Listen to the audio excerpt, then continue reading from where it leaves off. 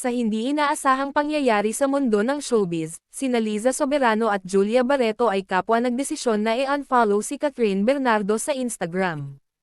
Magandang araw, mga kaibigan, ako ang inyong Kichika at welcome sa aking YouTube channel. Dito, matutunghayan ninyo ang mga showbiz updates, na siguradong kapupulutan ninyo ng aral at aliw. Kung bago ka pa lang dito, huwag kalimutang mag-subscribe at i-click ang notification bell para lagi kang updated sa aking mga bagong videos.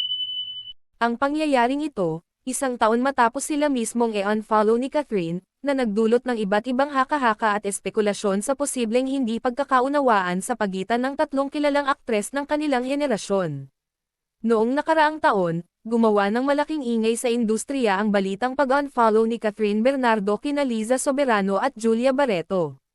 Bagamat walang malinaw na pahayag ang inilabas ng alinman sa kanila tungkol sa isyong ito, marami ang nag-isip na baka may mga hindi pagkakaunawaan na namumuo sa likod ng mga kamera.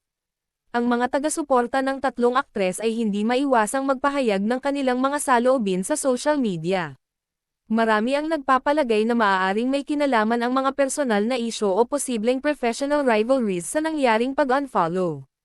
Sa kabilang banda, may ilan ding umaasa na maayos pa rin ang anumang hindi pagkakaunawaan sa pagitan nila.